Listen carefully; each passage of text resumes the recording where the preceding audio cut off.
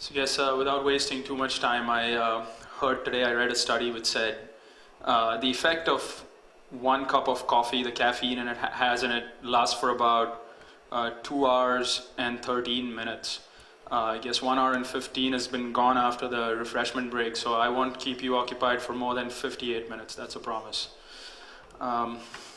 Also, the more interesting stuff, I have some giveaways here, so I encourage you guys to ask intelligent questions like you always do. And I'm going to pose some questions, hopefully you guys answer them, and there's some giveaways here for good answers like you always give. Also, what I'm going to be doing is I'm going to have one of the volunteers pass around a box in which you can drop your business card, or if you don't have a business card, just your contact information with email address. And at the end of my talk, I'm going to do a raffle. And if you need incentive, there's an iPod for the winner of that raffle. So hopefully that gets you guys charged up more than my talk. I know it will. I guess what I'm going to talk about is been responding to a lot of incidents in the recent past, and I'm just going to share what I found from those incidents, and hopefully you guys leave here slightly more enlightened on the incident response side and what trends are in real-world attacks. In early 2004, I came across a study by CERT. It was an empirical study which just showed this graph to me. Basically said that when I looked at this graph, I said, there's something for us to be worried about. If you look at that graph, there's a changing trend for sure in the year 2003 there. Right until 2002, what you see is the number of reported incidents, the ones reported to the CERT Coordination Center in Pittsburgh, Pennsylvania, are actually quite in sync with the number of vulnerabilities being issued by vendors. Kind of made sense. Someone issued a vulnerability, 2 months later you had exploits going amok, you had worms exploiting that vulnerability. So incidents following vulnerabilities made sense. All of a sudden, in 2003, you saw that trend breaking. There's a sharp rise in the number of actual incidents or attacks as compared to the number of vendor-issued vulnerabilities. That's pretty worrisome. Anyone want to take a guess as to what the potential reasons for that could be? I told you there's some giveaways here, so... I beg your pardon? More Well, I guess that's a pretty innovative answer there by Dave, so I'm going to give him something for that innovative answer. Here you go. Hopefully I get this right. Got it. No. More IDS sales, huh? Any other reasons you guys can think of? Innovative answers like that will get another stress ball.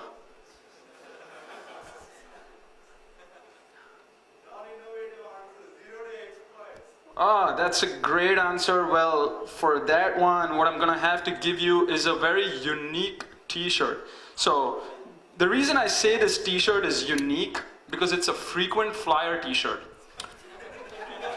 No kidding, no kidding. It was manufactured in a country right next to yours, in Thailand.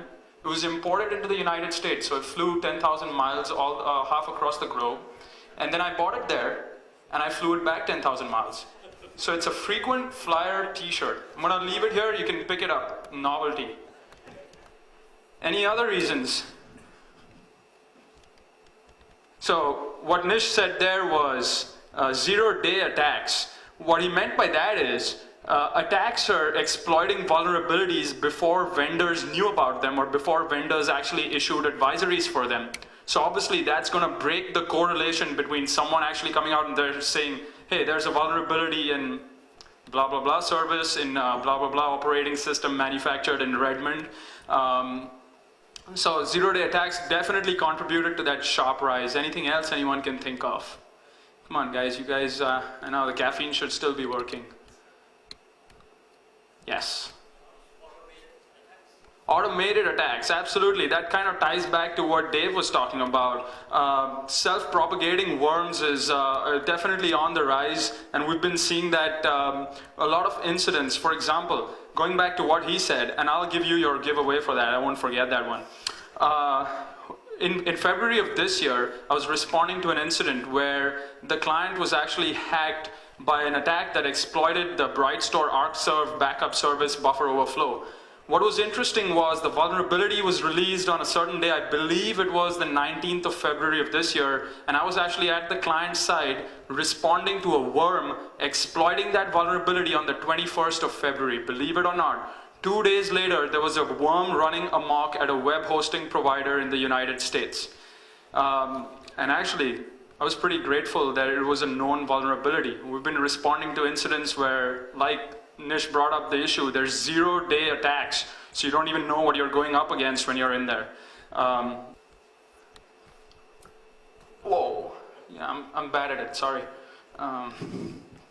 So I guess moving ahead, I got some good answers there. The reason for that sharp rise, 0-day attack, IDS sales, and also self-propagating worms. I have a couple of other reasons which I thought about. Complete different genre of attacks, rise in end-user attacks. Till about 2002, 2003, we really didn't see attackers going after end users. What you saw was they wanted to target servers, go after the servers, bring the servers down, or compromise customer databases.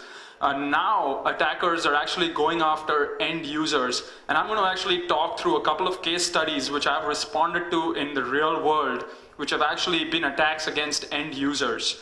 Also, like I said, like he brought up the point, easier to write exploits and worms, so that window between which a vulnerability is released and it's exploited is shrinking. It's kind of become negative most of the time these days. So what you come across is a lot of unpatched systems for those vulnerabilities.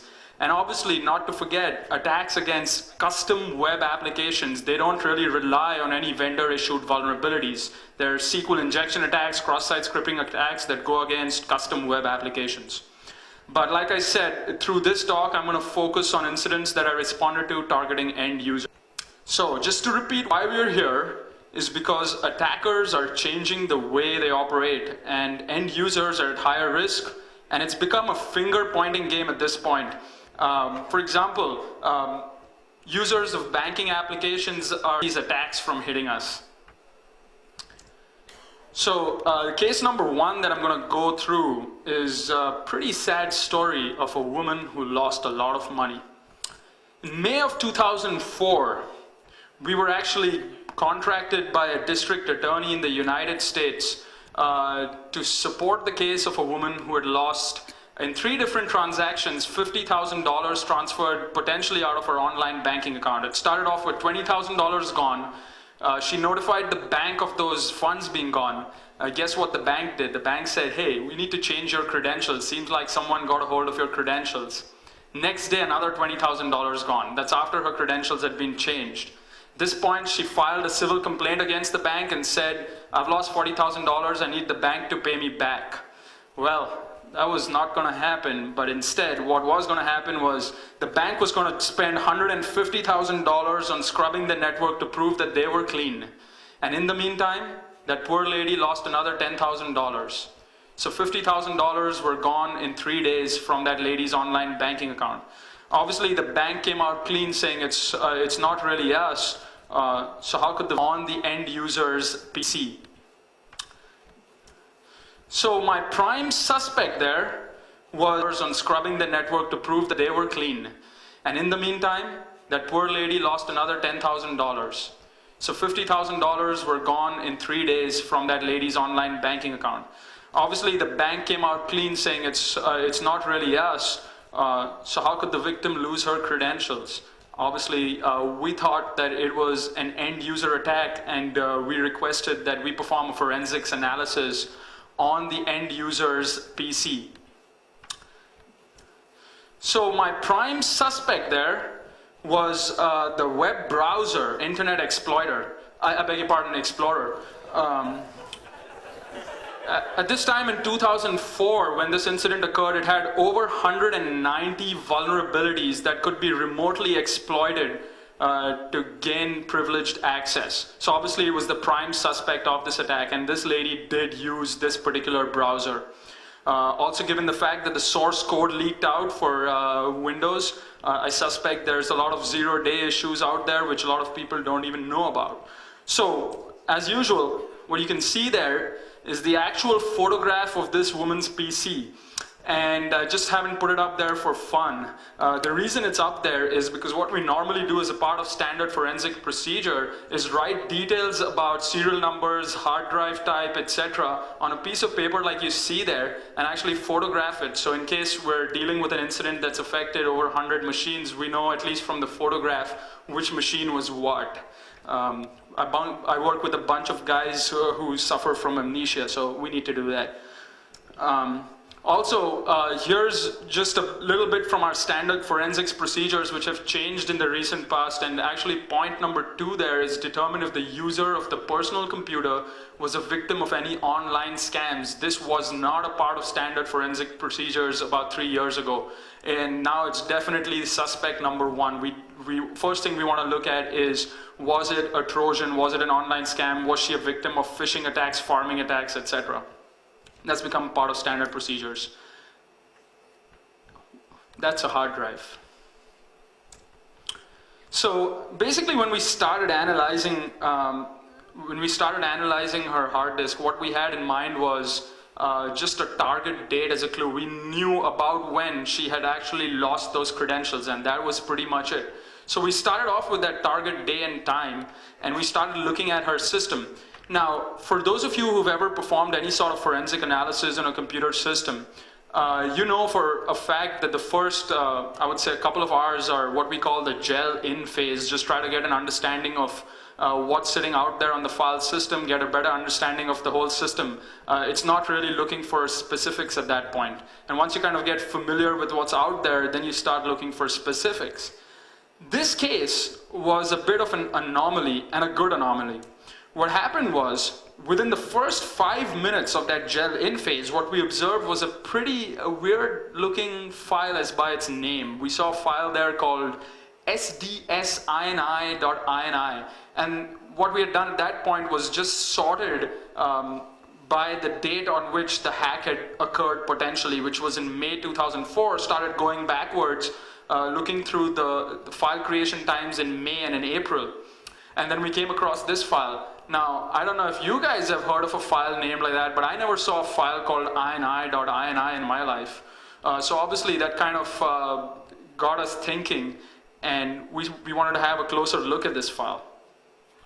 Well, when we had a closer look at this file, what we saw in the file was pretty interesting. Can anyone tell me what that looks like?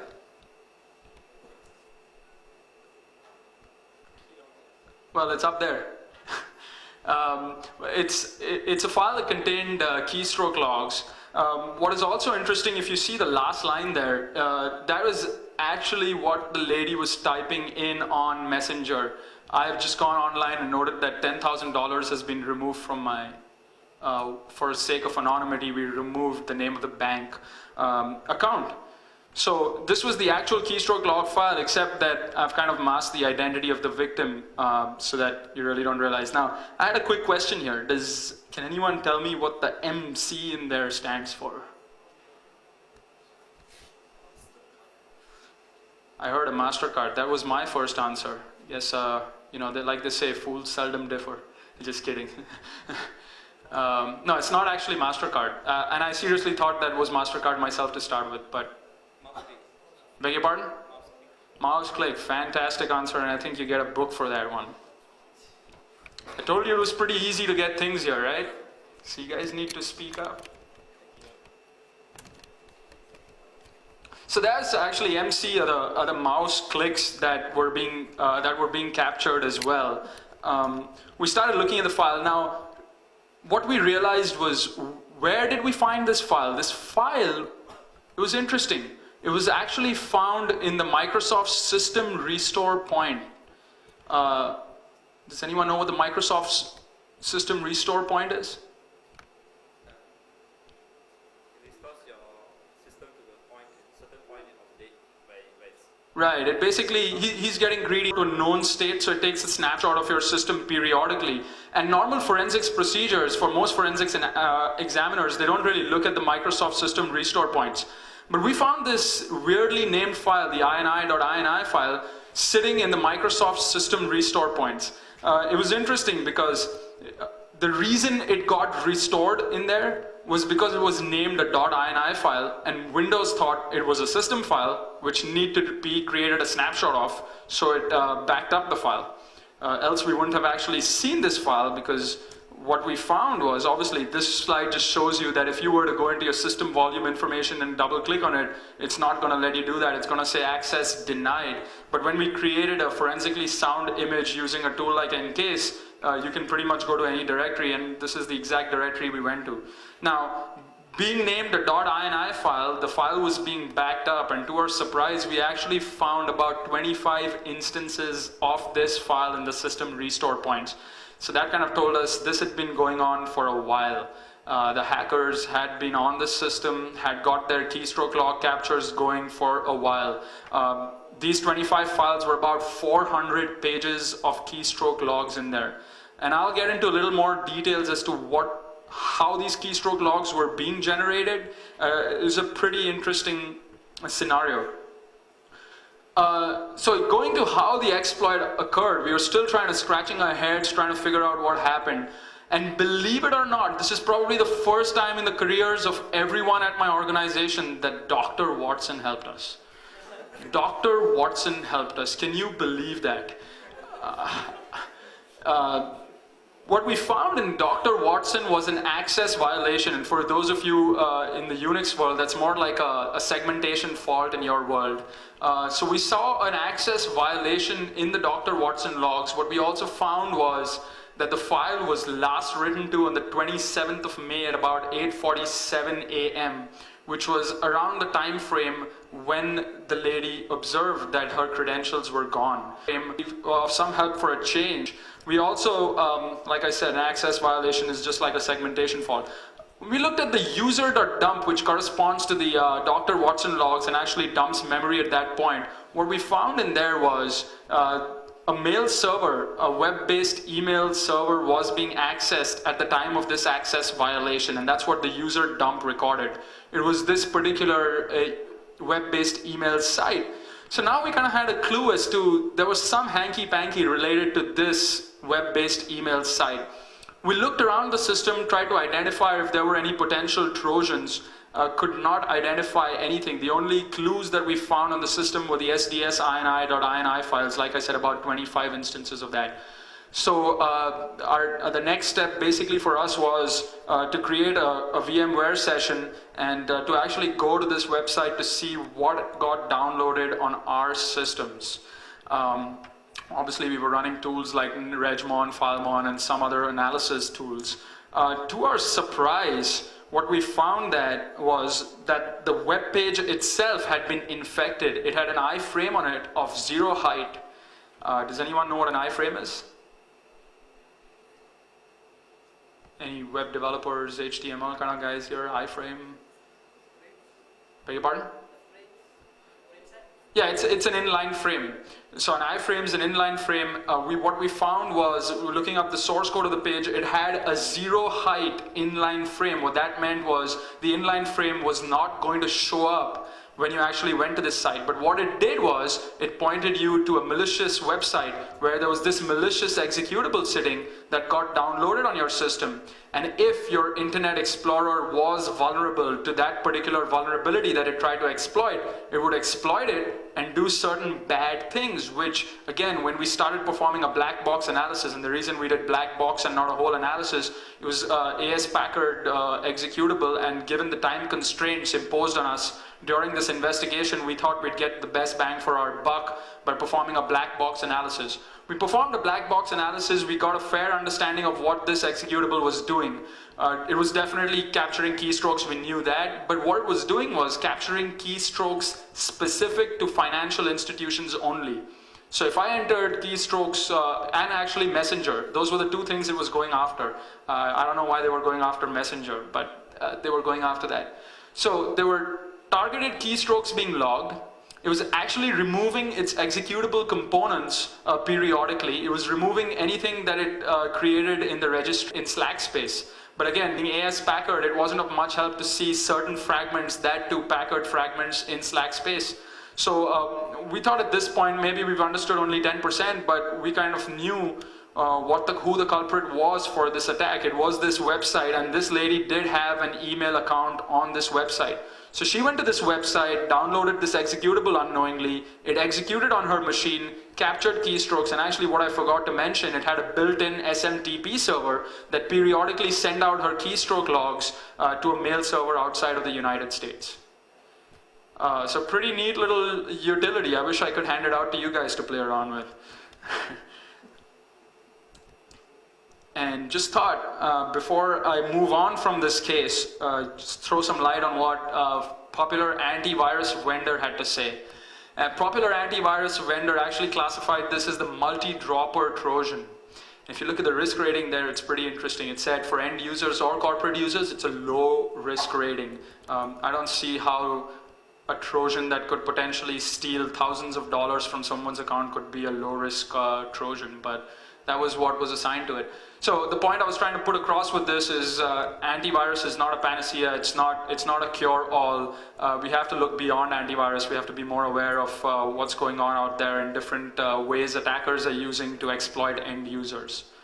So actually, before I move on to the next case study, which also talks about end user attacks, but in a very different arena, I thought I'd open this up to a little bit of discussion.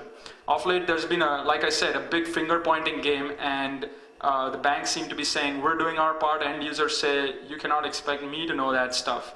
I just thought I'd get an opinion. Who thinks this is the fault of financial institutions? Just raise your hand. One hand goes up there. One more, one more, one more. Seems like a worm. One more. Just 5 people. Who thinks this is the fault of the end user? One hand, 5. So the others think that it's no one's fault.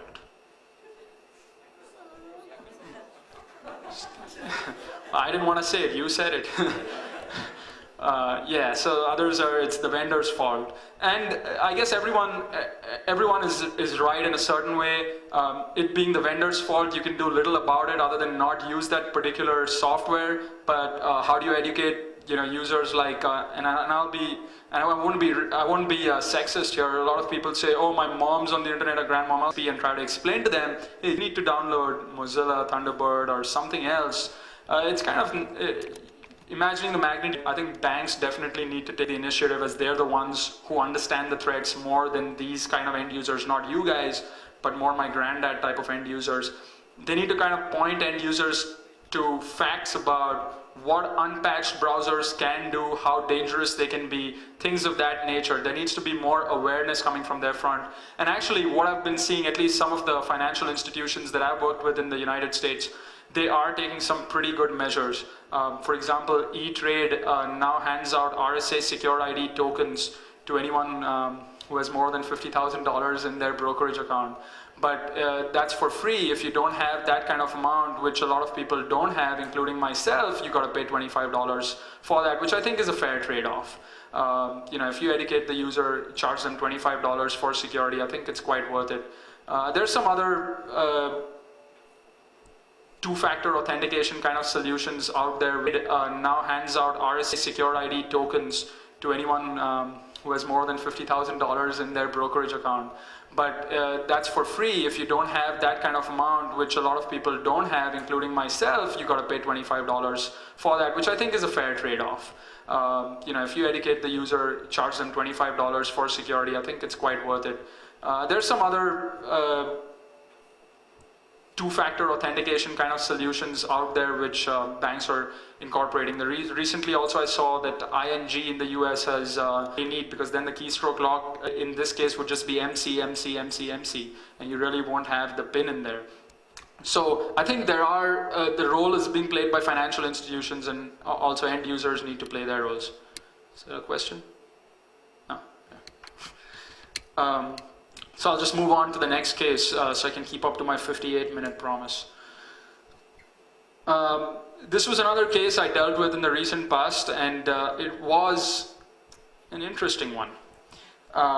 Basically, we walk into an incident pretty much like a doctor in his office when a patient comes in and they just pretty much say, I have a stomach ache. You got to figure out if it's stomach cancer or it's just a minor infection. What we saw here was 20 minutes before the opening bell on a Monday, an investment bank had 172 traders locked out of the network. Basically, they could not log on to the network. Now that means a hell of a lot for investment banks. 172 traders locked out at the time of the opening bell is potentially tens of thousands of dollars for every minute that they cannot trade. The first time it happened, the administrator thought it was coincidence. It was some sort of maintenance procedure that took place on Friday that caused this problem, and pretty much reset manually those 172 accounts.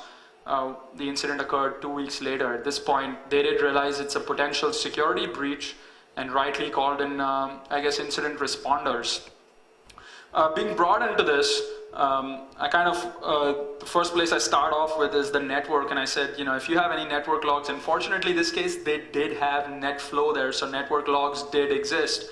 I started looking at the network logs, and again, all I had in mind was the target date and time as clue. So I sorted those network logs and started looking at the 21st of February 2005 to figure out, did anything suspicious happen? Now, if you look at the yellow line that I have highlighted there, do you see something strange there? SMB traffic. A lot of SMB traffic. If you look at the destination port there, it's 445. And also in speaking to the administrators, we figured out that the 192.168.2.8 was the domain controller. So we see a lot of SMB packets going to the domain controller. Hint, hint. Well, 192.168.2.4 looked like a rogue machine to us. So we said, why not home in on this machine? So we began to home in on the 2.4 machine, just looking at, unfortunately we came into this situation while the attack was still active. So we had a lot of volatile data that we could capture as well. This is not volatile data, but I'll go through that as well. Just basic directory listings showed us that there were some pretty interesting tools there. PSExec, what's PSExec do? Basically allows you to remotely execute commands if you have administrative privileges on a machine. And there's a couple of other NetBIOS hacking related like NBT enum and NetPass, password brute forcing kind of tools on there. You see the timestamp on NBT enum and NetPass, it was around on the 21st of February 05 at 9:11 a.m. And the timestamp on NBT enum and NetPass, it was around on the 21st of February 05 at 9:11 a.m. server. So started wondering, why is an end user workstation dual homed? It had a wireless connection on it, which had a 10.1 address, and it had its regular 192 address on the wired network. Again, I spoke to the administrator and said, you didn't tell me about your wireless network here. He said, we have none. So I started thinking, there is no wireless network, but there still is a wireless network. The active open connections, again, we saw some NetBIOS connection open to 10.103, which, like you saw in the previous slide, is that particular machine which is actually initiating some sort of weird activity against the domain controller. So there was this machine from 10.105. Now, there was no wireless network. There's a couple of machines on the wireless networks. Things were still a bit fuzzy. We started looking at the active processes, and like I pointed out, we'd found the executable, but we also found an active PSExec service running on the machine when we actually looked at the active processes. So it was kind of becoming a little clear. It seemed like there was a NetBIOS attack which had been successful against this dual-homed machine, which was then being used by as a base by the attacker to actually go after the domain controller. But how did the attacker get to this machine? Well, we looked at the wireless network configuration on this machine, and that seemed like the culprit there. Can anyone tell me what the problem is there?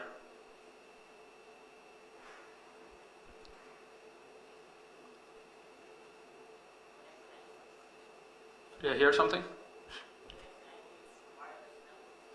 Yeah, it pretty much says connect to any wireless network, and when that's said that way, it basically says the wireless network with the highest strength, that's the one you want to connect to, the one with the highest signal strength. Not the best setting, definitely not recommended setting, but that's how this machine was configured. So now it seemed like this machine was connecting to some sort of a rogue wireless network out there, which had a pretty high strength, because otherwise it wouldn't connect to it. It was connecting to that, and potentially some other machine on that wireless network was routing to this. Pretty interesting, the first time I saw an attack of that nature. So our next goal was to locate this rogue access point. Now again, it's pretty easy to locate a rogue access point if you're somewhere in the middle of Colorado or Maine or someplace like that in the US or in farm country. But when you come to New York City, where you have 50-story buildings and within 10-meter distance of each other, where do you start? And literally this was the financial district. So we had all the big banks literally sharing walls there, and 4 of them, and we had to find a rogue access point somewhere in these 200 floors. So it did take a bit of time, but guess what? We were pretty determined. So we pretty much nailed it. We got it. What happened? So there was a victim and there was an attacker. Everyone knew that. No rocket science there. That wall there is not a firewall. It's a physical wall. I couldn't get a better picture for that one. So what we thought was happening was this guy put up a rogue access point of sorts. The victim, because of the misconfiguration, started talking to this access point because it's a pretty high signal. Like I said, they were sharing a wall, literally. The attacker obviously got notified of that because that was his access point, associated with the access point, and started going after the victim. Now the victim, unfortunately, was configured with a blank local admin password. So that obviously made life a lot simpler for this attacker. He pretty much guessed the local administrative password, got on the machine, mapped a NetBIOS share, dumped his tools on there, and then basically started going after NetBIOS logins against the domain control, and that was the bunch of packets we were actually seeing. But this attacker was not as smart as you guys are, and what he did was, he didn't actually look at enumerate the account lockout policy. So he didn't enumerate the account, I said that. He didn't enumerate the account lockout policy, third time. To understand that basically accounts got locked out after 5 invalid attempts. So he just went crazy after each one of these accounts, which he had enumerated via NetBIOS, and kept going after them, trying thousands of passwords, unknowingly locking out every one of those accounts, which were the traders. He was hitting the domain on which the traders' accounts were configured. 172 traders gone, just locked out of their accounts. So a simple misconfiguration on one of the machines at an organization had such a point to go after end users. He figured it's easier to do that than try to breach the physical security of that organization, especially in New York City, going through those cattle herders and I guess all kinds of metal detectors to get up there and go after servers. It was a lot easier sitting where he was to go after the end user and then hack the domain controller. So, what would be nirvana? Well, I guess what would be nirvana is if organizations started bearing the onus of user awareness like I discussed. So if financial institutions, for example, or any organization for that matter, started doing a lot more security awareness training, started telling their staff a lot more about what they need to look out for, what they need to do, what they don't need to do from a security standpoint, how they need to patch their systems or have them patched for them. Incorporate procedural measures. Going back to the lady who lost $50,000, what kind of shocked me was the first time she lost $20,000, the bank was notified of that, but she still lost another $20,000. I don't care what the technical controls are. I don't care if her system's unpatched, but at that time, her bank account should have been frozen. There were no procedural controls. And that was not acceptable. So I think there the bank was at fault.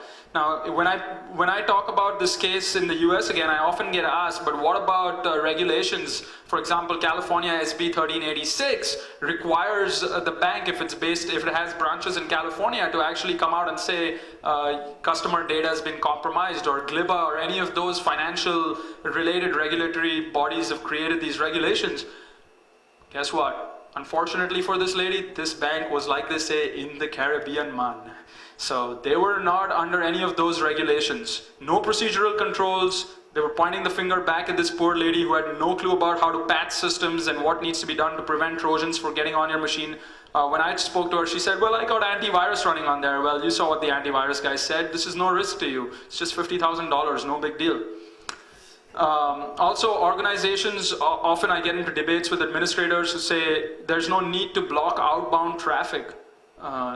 They're like, because that's our users going outbound. Well, fortunately, I don't know if you heard the name, but Rohyt Bel, a big guy who's pretty big time into IDSs, IPSs, and network monitoring, is coming up with a book later this fall, which is called Extrusion Detection. The whole damn book is based on how to block outbound connections.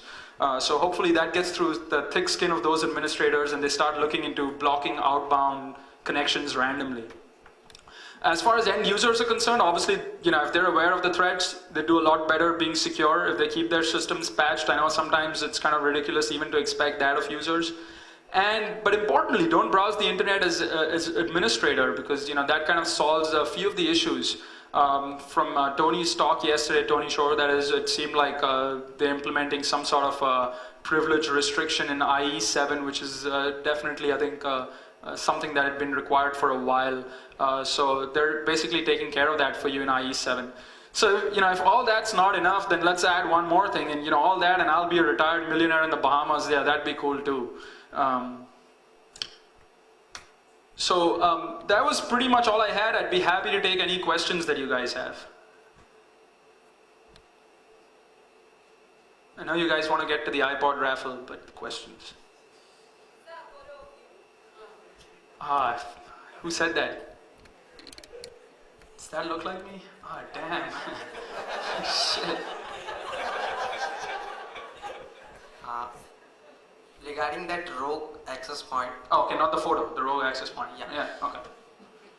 Rogue access point. If that bank is not having a wireless network, right, then what your forensics did he physically hack into a computer to plug in a Wi-Fi card?